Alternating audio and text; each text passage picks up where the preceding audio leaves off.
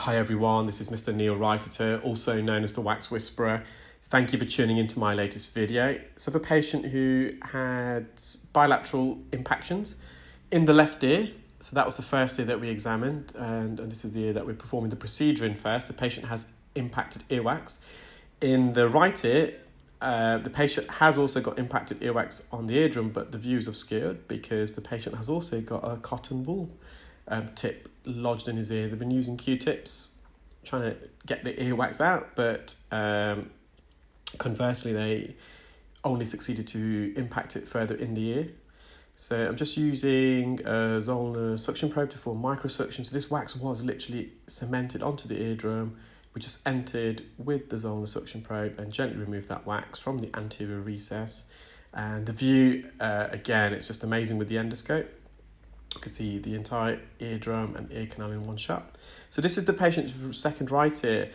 I had to ask the patient several times whether they had been using cotton buds, because at first, although it was very apparent to me that they had because of the impaction, but at first they denied using cotton buds. And I wasn't sure. The reason why I kept wanting to ask was I didn't know whether this was cotton wool initially or whether it was dead skin or otomycosis, which is a fungal infection. And sometimes in the worst case scenarios, otomycosis, a fungal infection, can give the appearance of cotton wool fibres.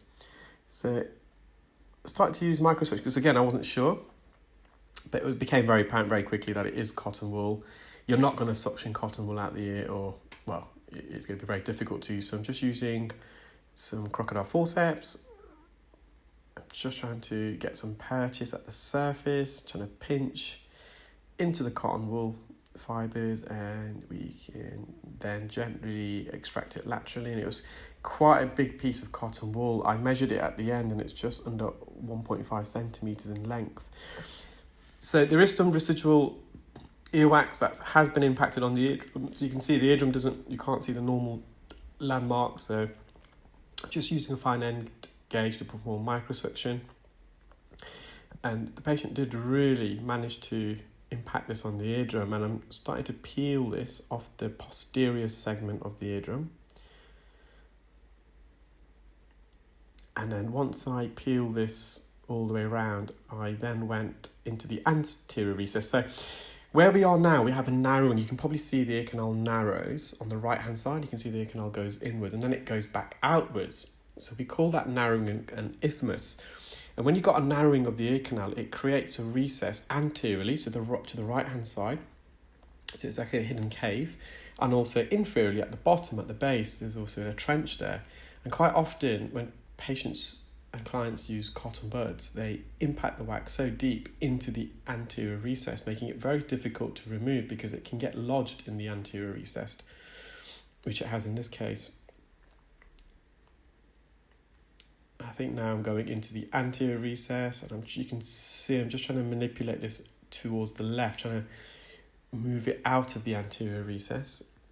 But it is very difficult because the inner two parts of the ear canal, it's a very sensitive part. It's literally skin on bone, and if you make contact with the bony part of the ear canal, it can be very uncomfortable with the patient. And because the anterior canal wall, where the isthmus is, first it goes inwards and then it goes back out, there's a protrusion, so it's very difficult to, it can be very easy to make contact with that. You can see I'm slowly just dragging this forward, trying to roll it forwards, and it's out of the recess almost. And well, I would say now it is completely out of the recess. There's a little bit still attached to the eardrum there where I am at the moment, and I think I'm more or less loosened that. So I've just quickly gone back in with the full Zollner suction probe now that I've loosened it, because it does require a bit more suction power to extract. And you can see also there's quite a lot in the inferior recess as well. So that's the wax. That's the patient's tympanic membrane. There's a bit of residue. I did actually go back in, so if you continue watching, I just used a fine end gauge and I gently removed some of this debris and also that piece of less skin on the posterior canal wall. So you can see just the view we get with the endoscope. You can't replicate this view with any other visualization technique when performing clinical ear care. It's just a wide field of view, panoramic. does take a bit of skill to learn the endoscopic technique, but once you've acquired that skill, the possibilities are limitless when performing clinical ear care. There's no part of the ear canal, I would say, that's inaccessible, whereas with some other techniques, other visualization techniques, there's some parts of the ear canal and eardrum that you just simply wouldn't be able to visualize. For example, the anterior recess. And not in the same way, because with clinical ear care, it's sometimes really important to be able to see the whole ear canal, because it helps you manipulate the plug of wax in one view. So I just measured that ball of cotton wool, so it's 145 millimeters. Sorry, 14.5 millimeters.